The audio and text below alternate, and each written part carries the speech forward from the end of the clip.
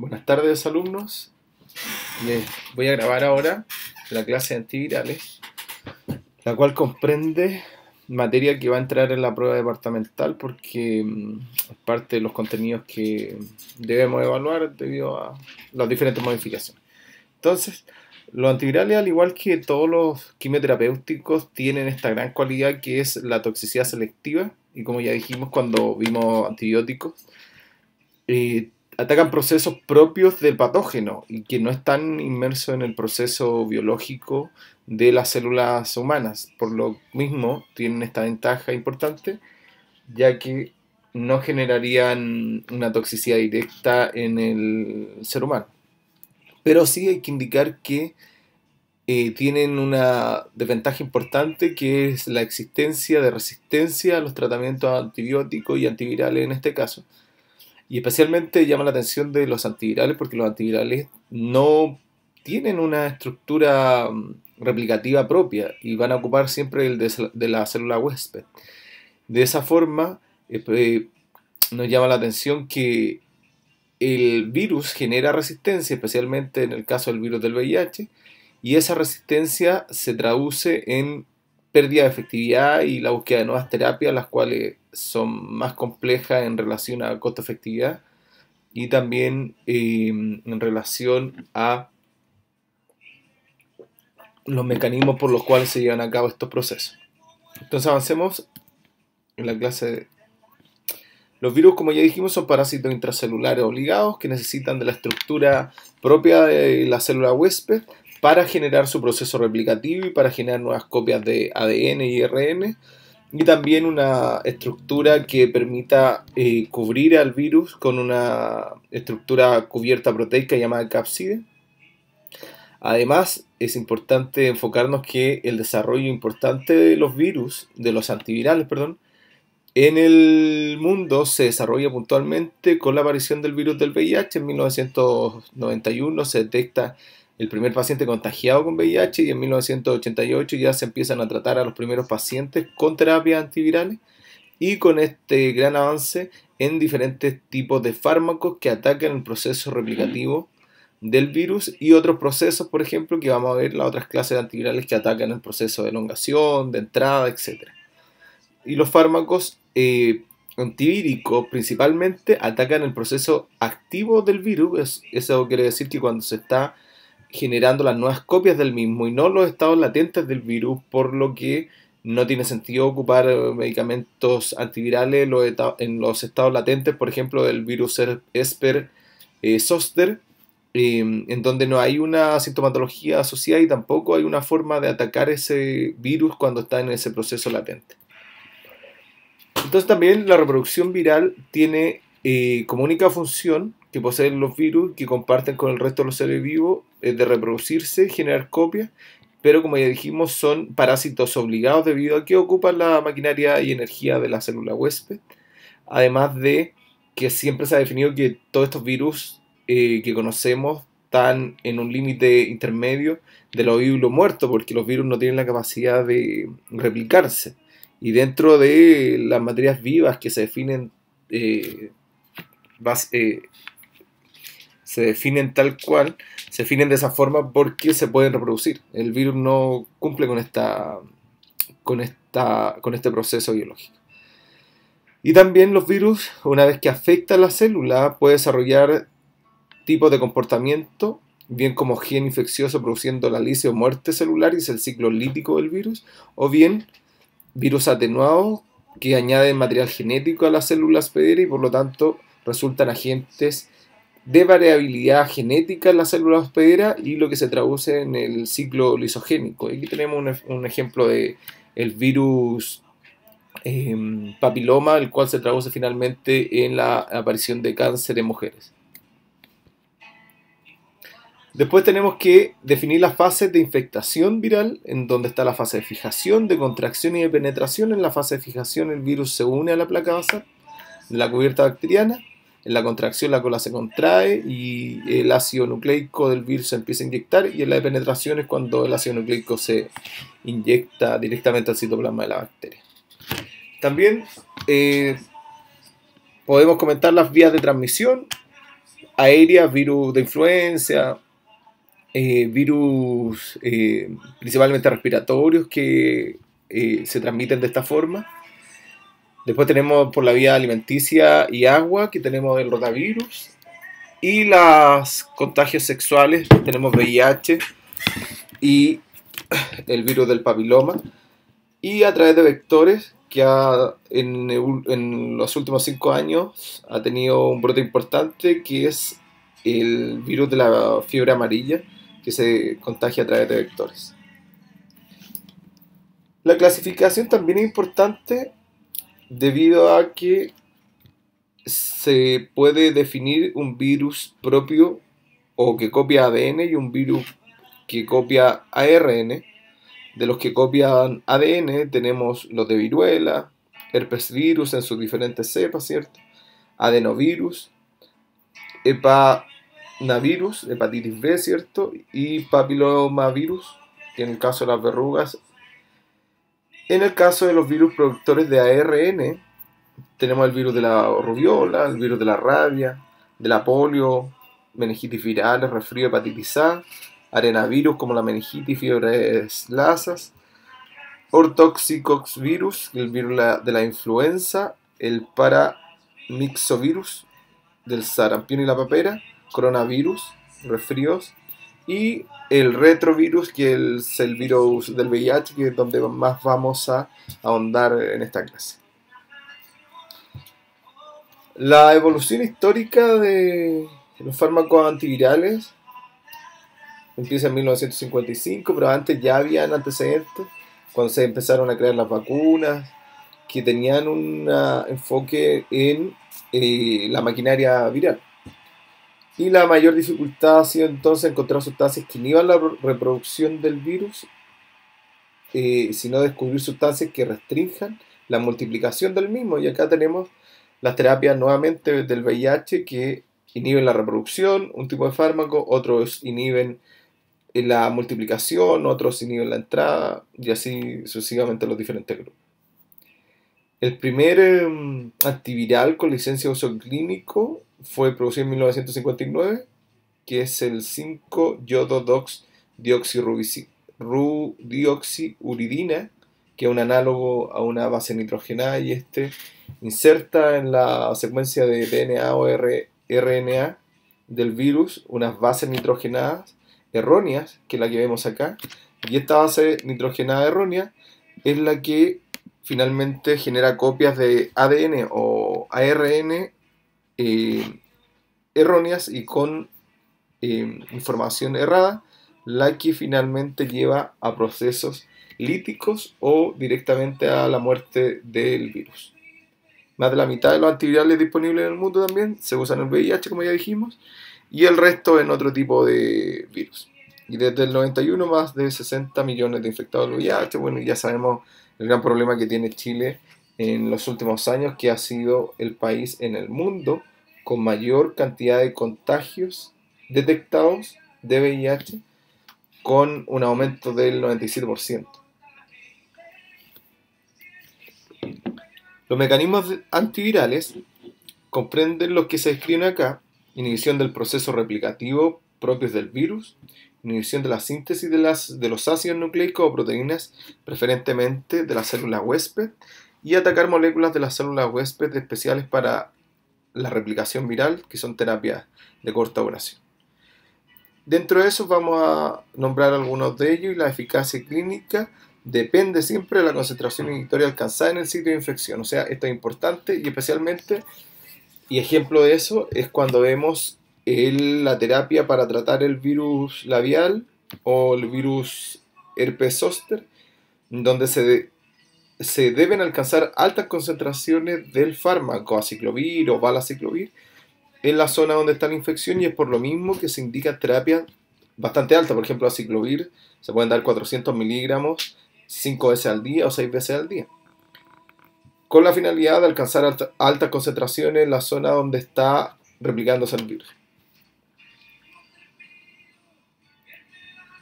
También, ya que los antivíricos atacan procesos replicativos activos, una vez que cesa la administración, Es esencial, al igual que los antibióticos, la respuesta inmunológica del paciente. Por lo mismo que en pacientes inmunodeprimidos, la respuesta inmunológica del paciente dificulta el efecto total de la terapia. Y pasa lo mismo con los antibióticos que lo nombraron, que es un proceso propio de los mecanismos de acción de los antivirales y los antibióticos, pero después se espera que encontremos respuestas inmunológicas del paciente, y por lo mismo debe estar el paciente con un sistema inmunológico activo. Entonces, la clasificación de los antivirales según mecanismo de acción, tenemos la primera clasificación, que es inhibidores de la fijación y penetración, inhibidores de la síntesis de ácidos nucleicos, inmunomoduladores, que acá tendríamos claramente a las vacunas, y los antivirales anti-VIH, y dentro de ellos tenemos diferentes grupos, que son los inhibidores de la transcriptasa inversa, ITIAN e ITIN, que son análogos a nucleótidos y no análogos a nucleótidos, inhibidores de las proteasas, inhibidores de entrada, inhibidores de la integrasa, lo cual desarrollaremos en detalle en unos minutos más adelante. También la clasificación de los antivirales se puede clasificar según el patógeno al cual va a ser enfocado el mecanismo de acción y la terapia. O sea, los patógenos que son susceptibles, por ejemplo, a herpes simple, virus de herpes simple, es susceptible a ciclovir, valaciclovir, campciclovir, penciclovir, idoxuridina, trifluoridina y vidarabina. En el caso de los que son virus, o sea, fármacos que atacan el virus de varicela zoster, aciclovir, valaciclovir, fanciclovir y brivudidina, infecciones de cita y fármacos que atacan el citomegalovirus, campciclovir, valganciclovir, foscarnet, cidofovir y fomivirsen. Otros patógenos: virus de hepatitis B, lamivudina, entecavir, tenofovir, infección crónica por virus de hepatitis C. En este caso, la terapia puede ser con ribavirina, interferón A, pegilado. Las infecciones por virus de influenza, amantadina, rimantadina dentro de un grupo de fármacos, y dentro de otro grupo de fármacos, zanamivir y oseltamivir. Y los antirretrovirales del VIH, tenemos toda esta lista, donde ritonavir, nevirapina, lamivudina, cidobudina son los más conocidos, y los nuevos fármacos antivirales que ocupan mecanismos más complejos y diferentes a los que inhiben la replicación del ADN. Tenemos a Maravirox y Raltegravir. Y tenemos entonces el proceso, una imagen donde está el proceso de absorción viral, la penetración, donde se produce esta liberación de la envoltura capside, después la agregación del material genético, en donde se va a empezar a copiar a través de la DNA polimerasa viral, copias de ADN, también tenemos copias de ARN, donde a través de proteínas específicas se cortan estas copias y finalmente se terminan liberando y multiplicándose mayor cantidad de copias y siendo más efectivo el proceso. Y acá tenemos un ejemplo de algunos de los fármacos que se utilizan, interferones o compuestos que estimulan la respuesta inmunológica.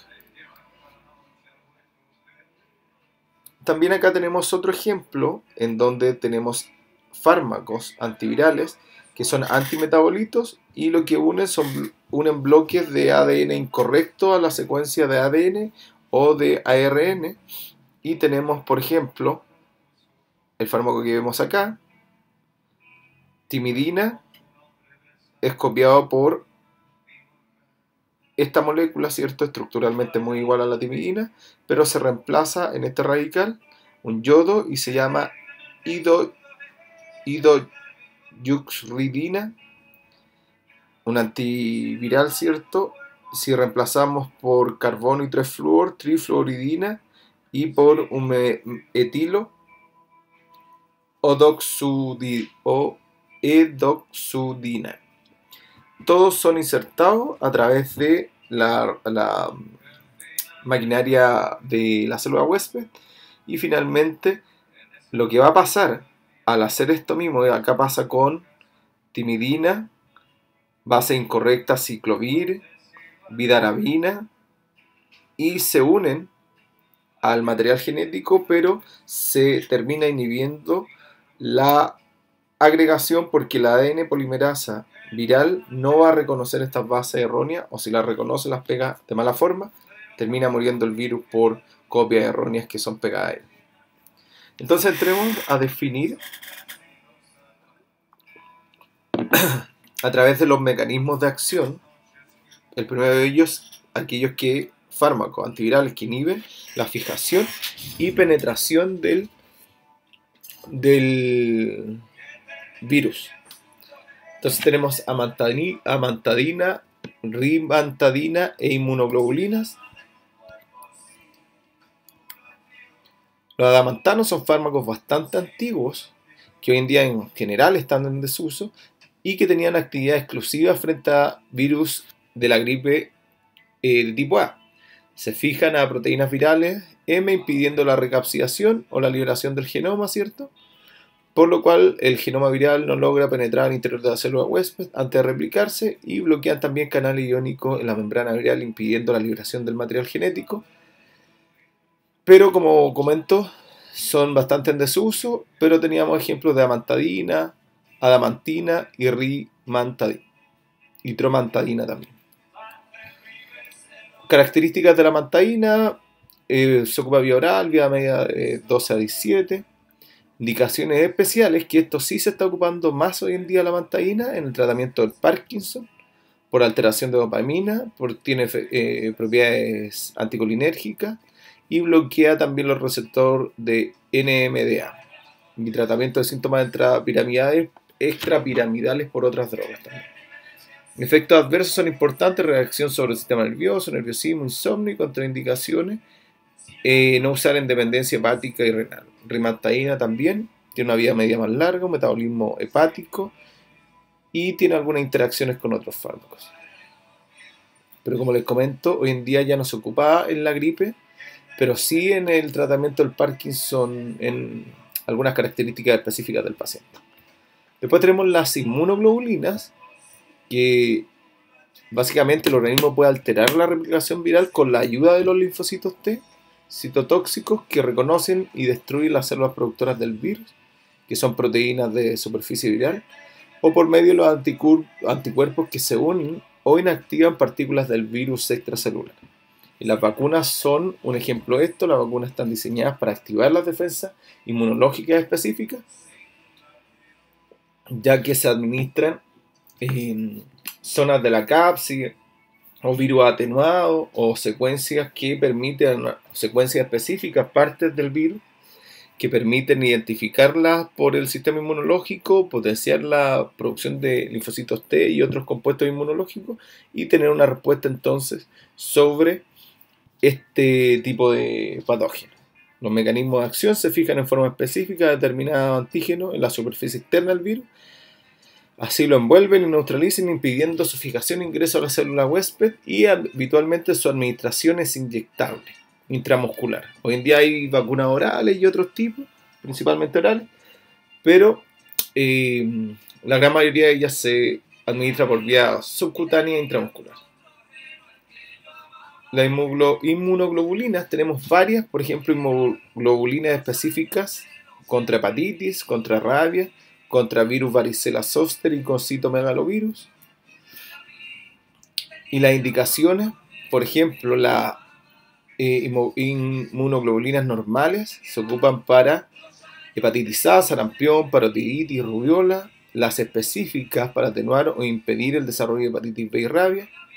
Después de una exposición conocida a un animal, las inmunoglobulinas del virus varicela zoster y citomegalovirus se usan en profilaxis frente a varicela y citomegalovirus en pacientes inmunodeprimidos, y los efectos adversos son bien leves: malestar, escalofrío, muy rara vez anafilaxia, pero en Chile hay un sistema de vigilancia de reacciones adversas de vacunas, por lo cual está bastante bien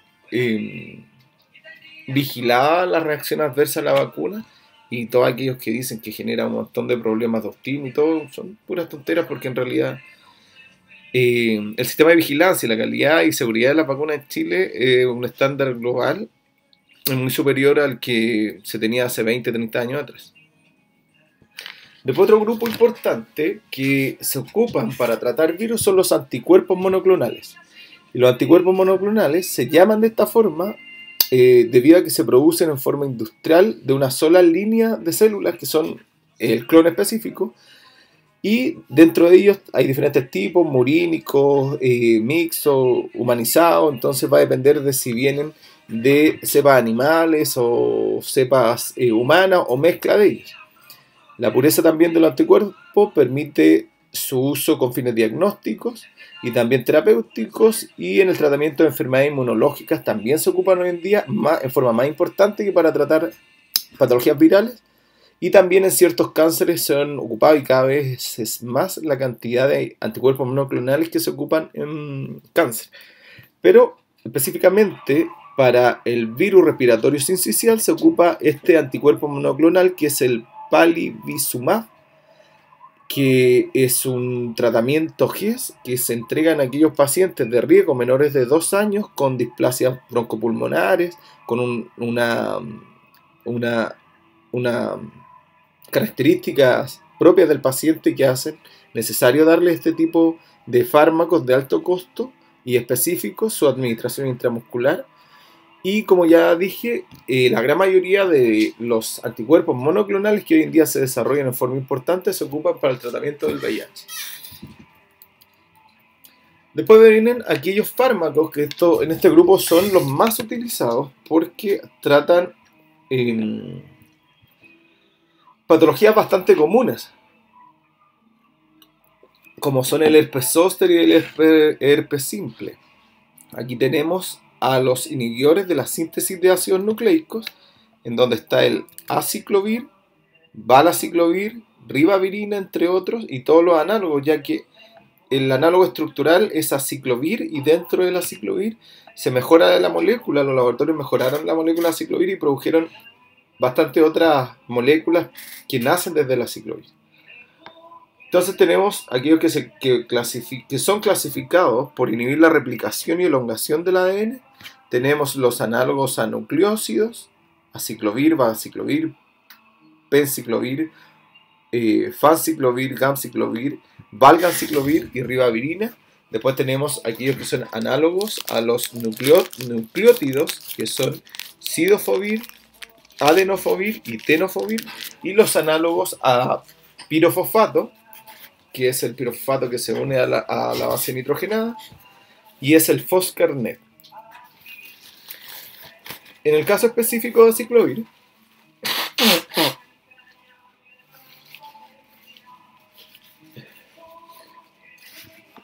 al activarse por transformación de un ácido por un nucleótido trifosforilado, inhibe la ADN polimerasa viral y con ello la síntesis de ADN viral. ¿Qué quiere decir esto?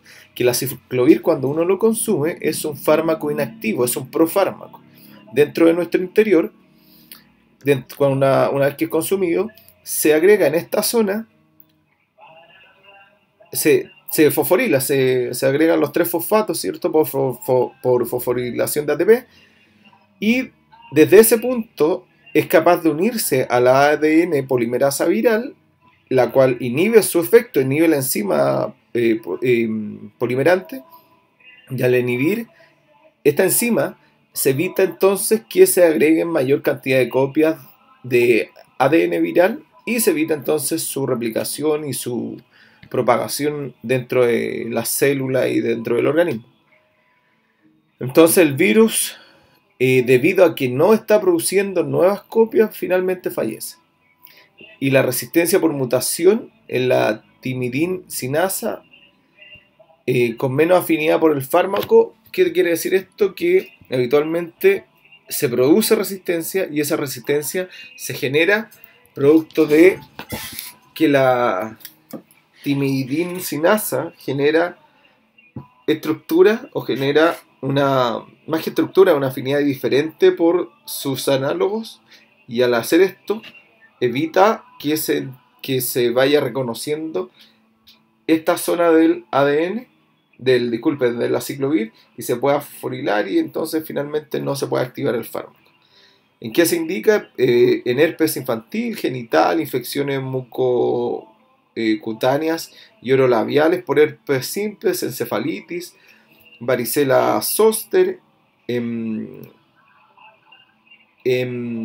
herpes intercostal, también que es producido por el herpes zoster. Siempre se va a ocupar aciclovir, pero el gran problema de la aciclovir es que tiene una baja biodisponibilidad, y es por lo mismo que se deben agregar altas concentraciones de aciclovir.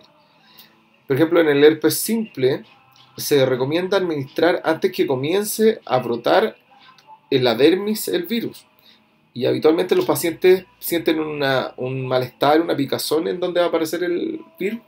Entonces desde ese minuto se recomienda ya empezar a administrar este antiviral y administrar crema también. Algunos dicen que una vez que ya se produjo la primera infección no tendría mucha importancia dar en forma oral aciclovir, pero sí se ve que en la clínica se da tanto el aciclovir en forma oral como la crema para atenuar los síntomas del brote de herpes simple, y también para disminuir la cantidad de días en que se va a llevar a cabo este proceso viral. Después tenemos al valaciclovir, y el valaciclovir se transforma rápidamente y completamente en aciclovir luego la administración oral, y el gran beneficio es que aumenta la biodisponibilidad. Entonces yo administro valaciclovir, se transforma en nuestro organismo en aciclovir, y al hacer este proceso aumenta de un 20 o un 70% la biodisponibilidad. Entonces tenemos circulando aciclovir, pero en una concentración muchísimo mayor. Acá tenemos el valaciclovir, que reemplazó un hidrógeno por esta secuencia, por esta cadena.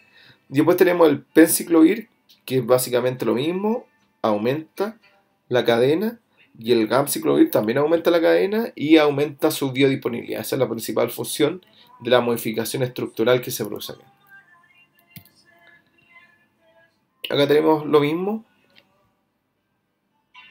Aciclovir se fosforila hasta llegar a la trifosforilación, como ya lo había indicado, y acá es reconocido por ADN polimerasa viral y se une a la secuencia de ADN viral en forma errónea, lo que al final, como ya dijimos, se termina muriendo el virus. Y en el caso del valaciclovir la secuencia es la misma, excepto que acá la cadena es mucho más larga, se rompe la cadena y empieza la fosforilación.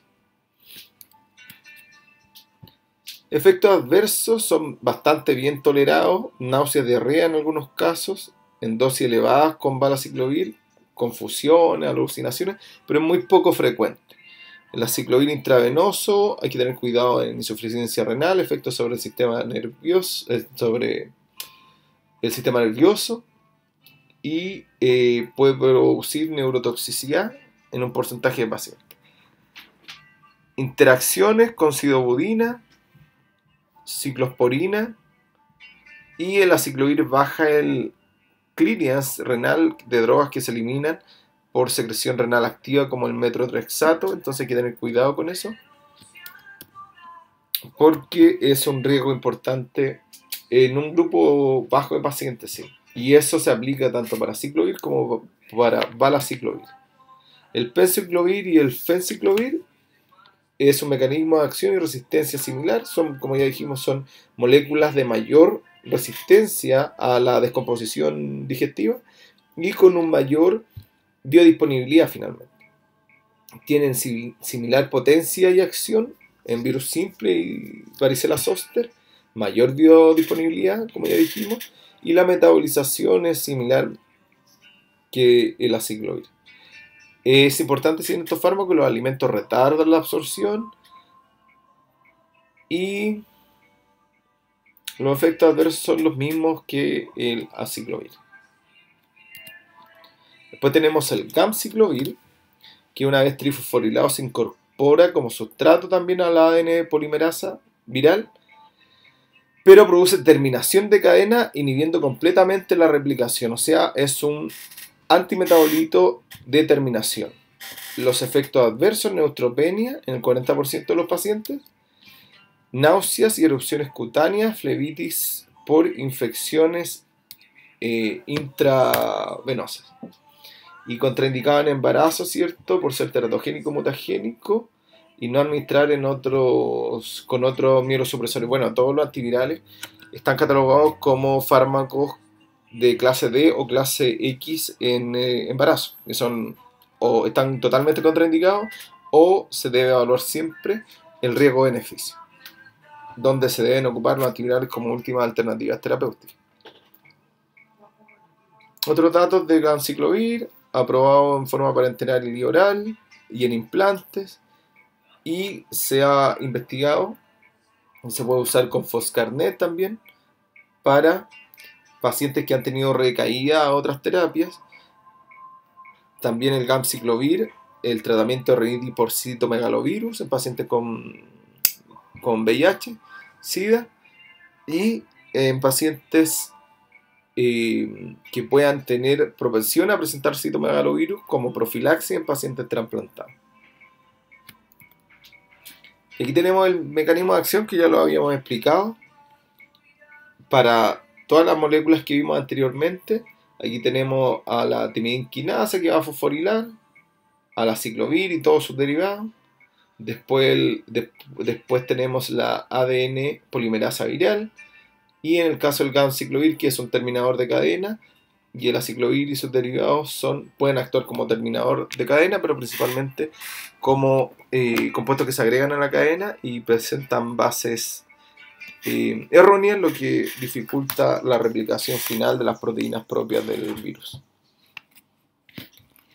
Después tenemos la ribavirina, y la ribavirina tiene como mecanismo de acción inhibir la formación del ARN viral, indicaciones: broncolitis lactante por virus respiratorio sincicial, virus de fiebre Lassa.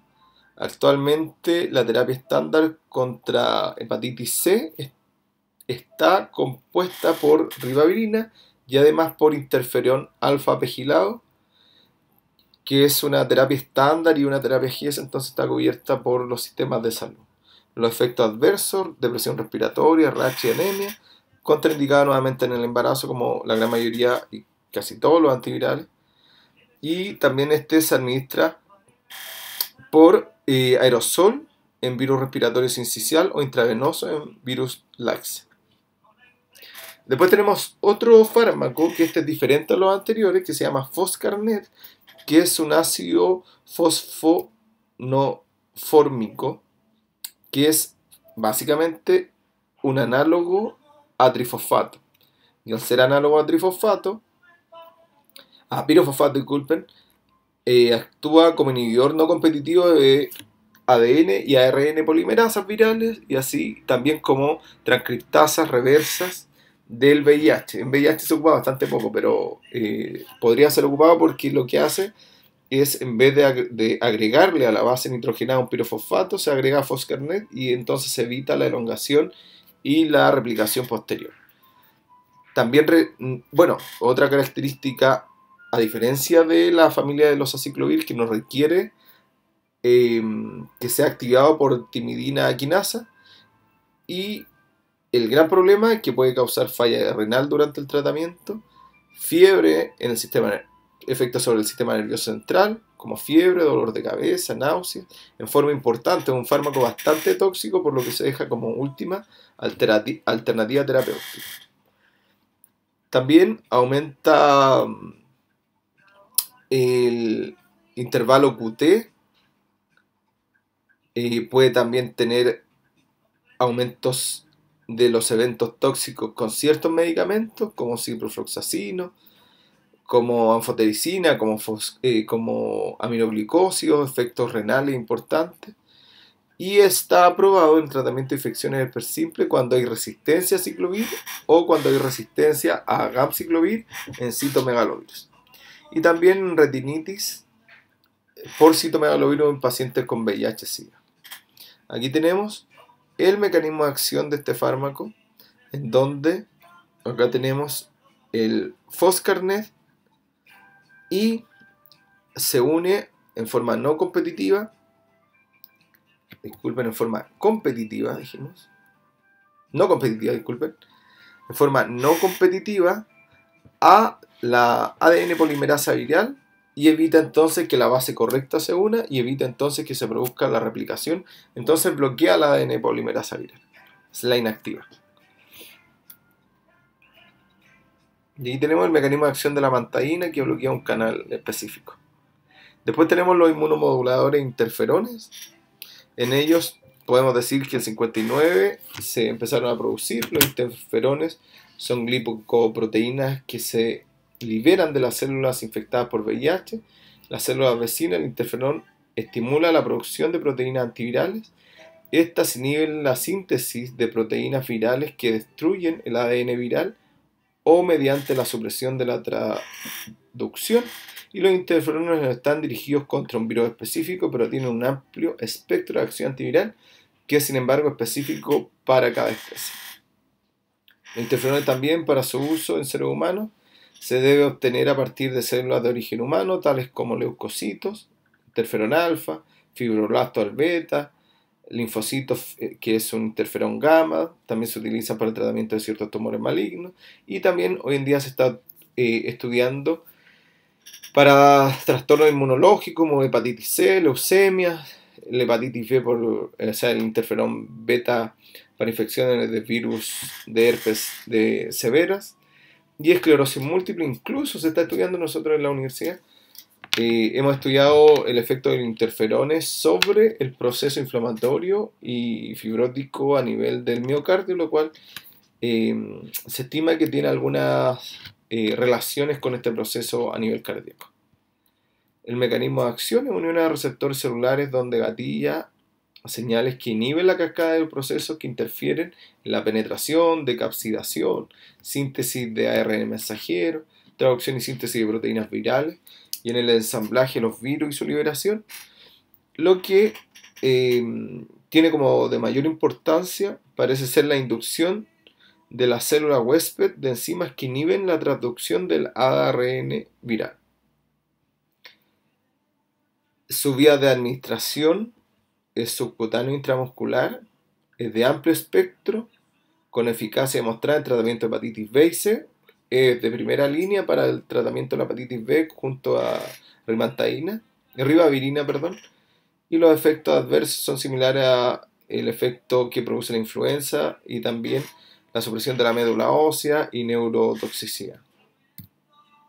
Y después tenemos la gran familia de fármacos, que son los fármacos que ha permitido el gran desarrollo y las grandes terapias para tratar el VIH. Dentro de ellos tenemos los antirretrovirales inhibidores de la transcriptasa inversa, que dijimos que son los análogos a nucleótidos y los no análogos a nucleótidos, los inhibidores de las proteasas, los inhibidores de la entrada e inhibidores de la integrasa. Entonces, los sitios de acción de estos antivirales vemos acá, por ejemplo, el enfuvirtide afecta al proceso de penetración. Después tenemos sidobudina, didanosina y salcitabina, inhiben la transcriptasa reversa. Después tenemos otros fármacos, que está el saquinavir, ritonavir, indinavir y nefinavir, que inhiben las proteasas, que son las que cortan la cadena de ADN para que se multipliquen las copias.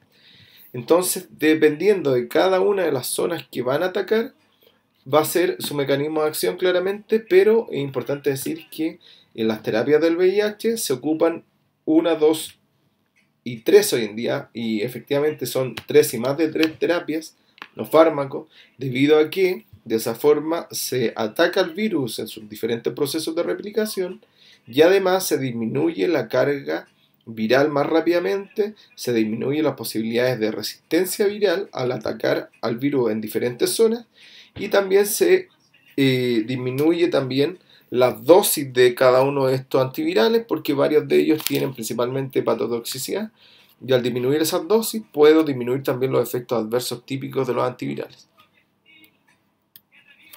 Entonces los inhibidores de la transcriptasa inversa tenemos la sidobudina, didanosina, salcitabina, estabudina, lamivudina, nevirapina y delavirdina. Cada una se cataloga con estas siglas, ¿cierto? Estas son las estructuras. Si ustedes ven claramente, son estructuras básicas como las bases nitrogenadas del ADN, la gran mayoría de ellos.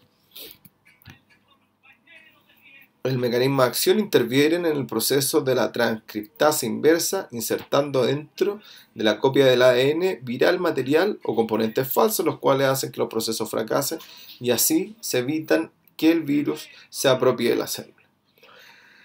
También hay que decir que tienen una afinidad 100 veces mayor por la transcriptasa inversa que por la ADN polimerasa del huésped. O sea, hay un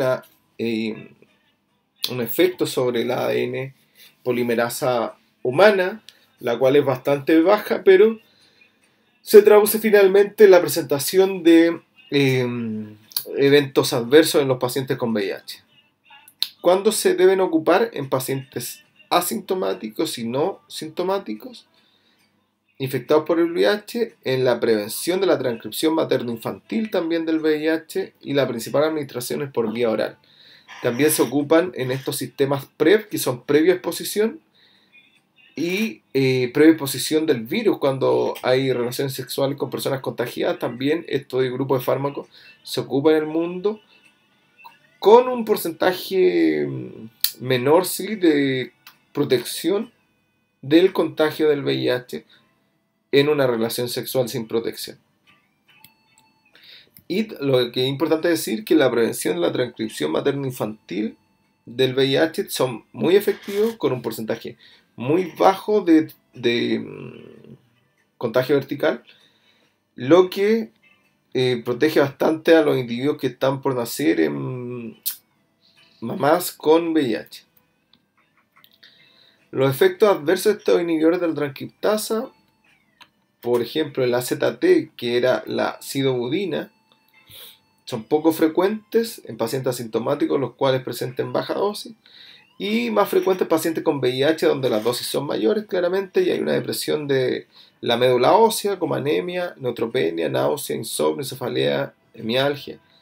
Pueden producir pancreatitis, neuropatías periféricas, y la forma de presentar resistencia que tiene el virus frente a estos fármacos es por mutación que altera la transcriptasa inversa. Así, por ejemplo, la sidobudina se desarrolla una resistencia que puede ser de 6 a 18 meses, y es por lo mismo que las terapias del VIH en Chile y en el mundo son triples, incluso hasta 4 terapias, porque esa es una de las finalidades, es de evitar la resistencia antiviral.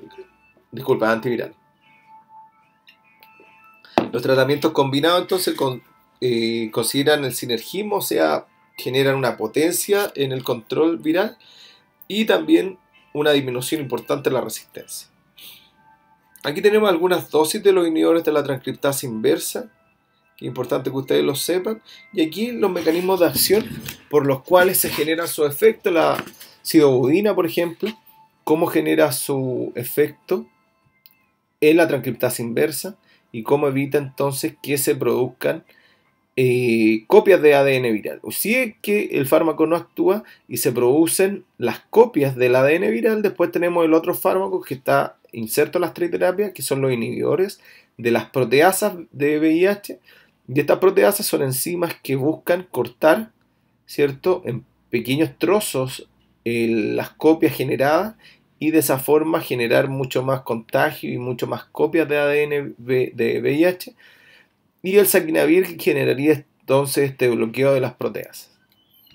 Aquí tenemos el ejemplo de los inhibidores de la proteasa, que no necesitan transformarse para ser activos y actúan en fase inicial del ciclo de replicación viral, saquinavir, ritonavir como los principales, y también hay unos que en vez de atacar atacan un tipo de proteasas que se llaman neurominidasas, que son proteasas el virus de la influenza, Y en ese grupo tenemos al Zanamivir y Oseltamivir.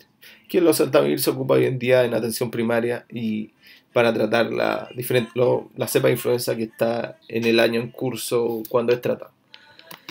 El mecanismo de acción: la proteasa del VIH trabaja dentro de las células infectadas después de que las proteínas producidas por el VIH salen al núcleo. Así corta largas cadenas de proteínas. Yo dije de material genético, me equivoqué en ese sentido, que son largas cadenas de proteínas y las convierte en fracciones más pequeñas, que son polipéptidos precursores de VIH, lo cual va a generar entonces que al actuar el fármaco, el inhibidor de la proteasa, se evita que se produzcan muchas copias de estas proteínas. Y los inhibidores entonces evitan el fraccionamiento de las proteínas de VIH y consecuentemente no se producen nuevas copias, por lo que no se puede pasar a infectar a otras células porque no hay más copias producto de que se bloqueó el fraccionamiento de lo que se había formado. Y aquí tenemos el ritonavir y cómo sería el proceso inhibitorio. Esto es una foto, un modelamiento molecular donde acá está el ritonavir y está inhibiendo estas enzimas, ¿cierto?, que la proteasa, y al inhibirla evita entonces que empiece a cortar la proteína que se produjo al interior de la célula huésped. Indicaciones por vía oral en combinación con los inhibidores de transcriptasa inversa para tratar pacientes asintomáticos y sintomáticos con efecto aditivo y reducción de la resistencia. Como ya dijimos, los efectos adversos son básicamente los mismos: náuseas, vómitos, diarrea, alteraciones del gusto, úlceras orales y mucosa con el saquinavir.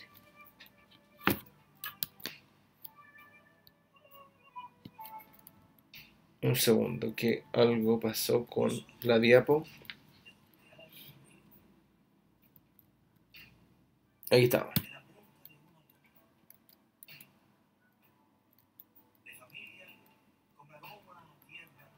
Esa diapo no va.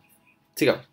Después tenemos el tercer grupo de fármacos anti-VIH, que son los inhibidores de la entrada. Y esos inhibidores de la entrada se dividen en dos grupos, que son los inhibidores de la fusión, que son el enfuvirtide, y inhibidores de cotransportador CCR5, que es el maravirox. En el primer grupo, inhibidores de la fusión, es un péptido sintético de 36 aminoácidos indicado en pacientes en los cuales ha fracasado la primera línea de tratamiento y ha fracasado porque se ha producido principalmente tolerancia y no se ha logrado controlar o disminuir la carga viral. Y evita entonces la fusión de la membrana del virus con la membrana de la célula huésped, con la membrana celular diana. O sea, es un fármaco de inicio previo a los dos anteriores vistos. Y se usa en forma inyectable y puede producir en algunos casos neumonias. Y en el caso de los inhibidores del cotransportador CCR5, que es el maravirox, impide la entrada de la célula del virus que tienen estos correceptores CCR5, un virus específico. Los virus de VIH no necesariamente todos tienen este correceptor, pero aquellos que tienen, el fármaco es útil. Y de esta forma se unen en forma selectiva a este receptor, son bien eficaces y tolerados, y son aprobados en el tratamiento del VIH resistente a las terapias antirretrovirales. Es un fármaco de rescate para los pacientes resistentes. Y después el cuarto grupo son los inhibidores de la integrasa, que es el raltegravir. La integrasa específicamente es una enzima fundamental en el ciclo replicativo del VIH y cataliza la inserción del ADN viral al genoma humano. Entonces, cuando actúa el fármaco, inhibe esta enzima y evita entonces que el ADN viral se junte con el ADN huésped y se pueda comenzar con el proceso replicativo. Con el raltegravir esto no se produce. Y se ocupa en las células resistentes de VIH tipo 1 y en mutaciones también específicas cuando las terapias antirretrovirales no han tenido efecto. Las reacciones adversas son nuevamente las mismas: diarrea, náusea y vómito, y es un tratamiento rescate para infecciones multiresistentes. Esos serían los 4 grupos de los fármacos más utilizados. Todos ellos se ocuparon hoy en Chile y son terapias G, están garantizadas por los sistemas de salud, tanto públicos como privados. Y importante decir que estas terapias son las que más cuestan en Chile. O sea, el 50% de los gastos en medicamentos en Chile son gastados en medicamentos contra el VIH. Y ya sabemos que tenemos un aumento importante en las cifras de pacientes con VIH, por lo que este gasto público va a aumentar. Pero Chile, a diferencia del resto de Latinoamérica, tiene uno de los mejores y más completos terapias de VIH, y con lo que logra un control bastante bueno de sus pacientes. Consideraciones farmacológicas de la terapia antirretroviral: son altamente activas y estas terapias se refiere a la combinación de gran éxito de 3 fármacos y los regímenes de medicamento, por lo general de 3 a 4 agentes, varían de diferentes clases, pero principalmente el esquema terapéutico incluye 2 ITIAN, un ITIN o 2 ITIAN y un inhibidor de proteasa. Esos son los primeros pasos de esquemas terapéuticos. Y buscan, como ya hemos comentado, evitar el desarrollo de resistencia, disminuir las dosis para tener menos efectos adversos y también tener una disminución de la carga viral lo más rápido posible. Se recomienda iniciar también terapia antirretroviral en pacientes asintomáticos, se recomienda iniciar la terapia antirretroviral en pacientes sintomáticos siempre. En pacientes asintomáticos se va a iniciar terapia antirretroviral cuando las cifras de linfocitos CD4 y de carga viral plasmática tengan valores, por ejemplo, de CD4 menor a 350-450, iniciar inmediatamente terapia antirretroviral. Y la carga viral siempre se busca que sea indetectable con un paciente que esté tratado con los medicamentos correctos, como se indica acá. Y lo que genera finalmente que las cápsulas, que hoy en día se ha comprobado en el mundo, que aquellos pacientes que tienen cargas virales indetectables, son pacientes que en un porcentaje muy bajo logran infectar a la pareja sexual que tengan.